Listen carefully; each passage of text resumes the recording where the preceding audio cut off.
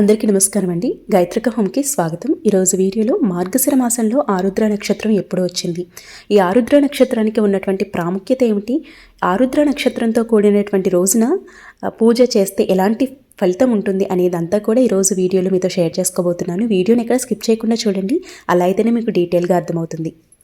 ఆరుద్ర నక్షత్రం అంటే మనందరికీ తెలిసిన విషయమేనండి. పరమేశ్వరుని యొక్క జన్మ నక్షత్రం.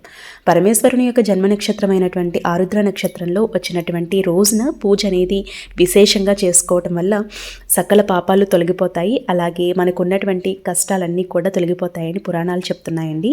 అయితే పౌర్ణమి నాటి చంద్రుడు మృగశిర నక్షత్రంలో ఉండటం వల్ల ఈ మాసానికి మార్గశిర మాసం అని పేరు వచ్చింది. అయితే మృగశిర నక్షత్రం అనేది అమ్మవారి యొక్క నక్షత్రం అండి. అమ్మవారి నక్షత్రంతో కూడినటువంటి మార్గశిర మాసంలో స్వామివారి పరమేశ్వరుని యొక్క జన్మ నక్షత్రమైనటువంటి ఆరుద్ర నక్షత్రంతో కూడినటువంటి రోజున స్వామివారికి పూజ విశేషంగా చేసుకోవటం వల్ల మనకి ఉన్నటువంటి దోషాలన్నీ పోతాయండి. అలాగే స్వామివారికి ఈరోజు ప్రత్యేకంగా అభిషేకం చేసుకోవటం వల్ల కూడా స్వామివారి యొక్క కరుణ మన మీద ఎప్పుడూ ఉంటుంది. తమ బిడ్డగా భావించి మన జీవితంలో ఎలాంటి కష్టాలు రాకుండా, అలాగే మనకి వచ్చేటువంటి ఆపద కాలంలో స్వామివారు అడ్డుగా నిలుస్తారని పురాణాలు చెప్తున్నాయి. కాబట్టి ఈరోజు ప్రత్యేకంగా స్వామివారికి పూజ అనేది చేసుకోండి. ప్రతిరోజు స్వామివారికి అమ్మవారికి పూజ ఎలా చేయాలి అనేది కూడా నేను నెక్స్ట్ వీడియోలో మీతో షేర్ చేస్తాను. అయితే ఆరుద్ర నక్షత్రం రోజున శివయ్యకి ఏం చేసినా చేయకపోయినా ఒక చిన్న దీపారాధన చేసుకోవటం, లేదంటే అభిషేకం చేసుకోవటం, లేదంటే గుడికి వెళ్ళి అభిషేకం చేయించుకోవటం అనేది చాలా చాలా మంచిదండి. మనం కార్తీక మాసం పూజలు అనేవి చేసినా చేయకపోయినా ఈ ఆరుద్ర నక్షత్రంతో కూడినటువంటి రోజున స్వామివారికి శివయ్యకి పూజ అనేది చేసుకోండి. అలాగే కార్తీక మాసంలో పూజలు చేసిన వాళ్ళు కూడా ఈ మార్గశిర మాసంలో పూజలు చెయ్యాలని ఉన్నా చేయలేకపోయినా కూడా ఈ రోజు తప్పకుండా పూజ అనేది చేసుకోండి. మీరు చేసినటువంటి పూజలకి సంపూర్ణ పూజా ఫలితం అనేది దక్కుతుంది. మనం మార్గశిర మాసంలో వచ్చే మార్గశిర గురువారాలకి ఎంత అయితే ప్రాముఖ్యత ఉంటుంది, మార్గశిర మాసంలో వచ్చే ప్రత్యేకమైనటువంటి తిథుల్లో కూడా పూజ చేసుకోవటం అనేది చాలా చాలా మంచిదండి. అయితే మార్గశిర మాసంలో ప్రత్యేకమైనటువంటి తిథుల్లో అతి ముఖ్యమైనటువంటి తిథి ఆరుద్ర నక్షత్రంతో కూడినటువంటి రోజు అన్నమాట.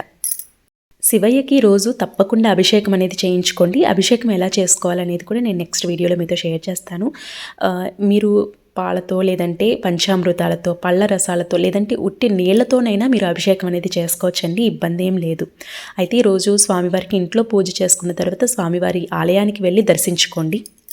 అలాగే మీకు ఏదైనా దోషాలు కానీ, లేదంటే శని ప్రభావం ఉన్నా కూడా, లేదంటే ఏదైనా ఇబ్బందులు ఉన్నా కూడా, ఏదైనా ఆర్థికపరమైనటువంటి ఇబ్బందులు ఏమన్నా ఉన్నా కూడా స్వామివారికి అభిషేకంతో కూడినటువంటి పూజ చేయించుకోండి, చాలా మంచిది. అలాగే చాలామంది ఈరోజు రుద్రాభిషేకం ఇట్లాంటివి కూడా చేసుకుంటూ ఉంటారు. చాలా చాలా మంచిదండి. తెల్లవారుజామునే పూజ అనేది నిర్వహించుకోవడానికి ప్రయత్నించండి. అయితే ఇంత విశేషమైనటువంటి నక్షత్రం ఏ రోజు వచ్చింది, తిథి ఎప్పుడు ఉంది, అలాగే శుభ సమయం ఏంటి పూజ చేసుకోవటానికి అనేది అంతా కూడా ఇప్పుడు చెప్పబోతున్నాను. అయితే ఆరుద్ర నక్షత్రం ఎప్పుడు వచ్చింది అనే దాని మీద చాలామందికి డౌట్స్ అనేవి ఉన్నాయన్నమాట. చాలా కన్ఫ్యూజ్ అవుతున్నారు. అందుకని ఈ వీడియో అనేది మీతో షేర్ చేయడం జరుగుతుంది. అయితే మనకి ఆరుద్ర నక్షత్రం అనేది 2024 సంవత్సరం డిసెంబర్ 16 సోమవారం తెల్లవారుజామున 2:20 ప్రారంభమవుతుంది. అయితే 2024 డిసెంబర్ 17 మంగళవారం తెల్లవారి 1:13 ముగుస్తుందన్నమాట. అంటే మనకి సోమవారం రోజు వచ్చింది. అంటే 2024 డిసెంబర్ 16 సోమవారం రోజు వచ్చిందనమాట.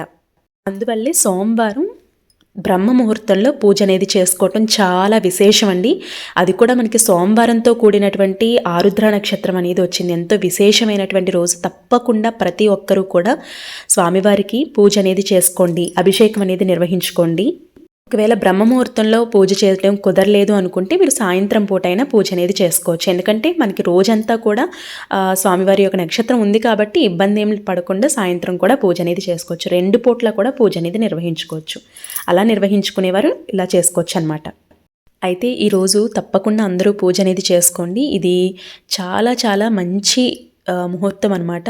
స్వామివారి యొక్క పూజ ప్రారంభించడానికైనా, లేదంటే మీరు ఏదైనా సంకల్పం చెప్పుకోవడానికైనా, లేదంటే స్వామివారిని ప్రత్యేకంగా పూజ అనేది చేసుకోవడానికైనా ఇది చాలా మంచి శుభ సమయం అండి. కాబట్టి మార్గశిర మాసంలో ఆరుద్ర నక్షత్రం అనేది సోమవారంతో కూడినటువంటి రోజు కాబట్టి తప్పకుండా స్వామివారి యొక్క పూజ అనేది అందరూ నిర్వహించుకోవడానికి ప్రయత్నించండి.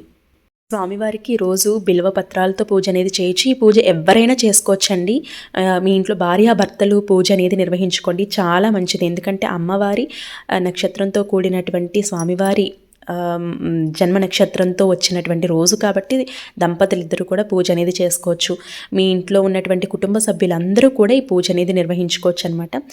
తప్పకుండా అందరూ ఈ పూజ చేసుకుంటారని మనస్ఫూర్తిగా కోరుకుంటూ, స్వామివారి యొక్క కటాక్షం మన మీద అందరి మీద ఉండాలి, అందరూ ఆరోగ్యంగా ఉండాలని మనస్ఫూర్తిగా కోరుకుంటున్నానండి. ఈరోజు పూజ ఎలా చేసుకోవాలనేది నేను నెక్స్ట్ వీడియోలో మీతో షేర్ చేస్తాను క్లియర్గా. అలాగే ఈరోజు నారికేల దీపం కూడా వెలిగించుకోవచ్చండి, చాలా చాలా మంచిది. అయితే నేను నెక్స్ట్ వీడియోలో మీతో షేర్ చేస్తాను మొత్తం పూజ అంతా కూడా. ఐ హోప్ ఈ వీడియో మీకు నచ్చిందని అనుకుంటున్నాను. నచ్చినట్లయితే లైక్ చేయండి, మీ ఫ్రెండ్స్ అండ్ ఫ్యామిలీ మెంబర్స్కి తప్పకుండా షేర్ చేయండి.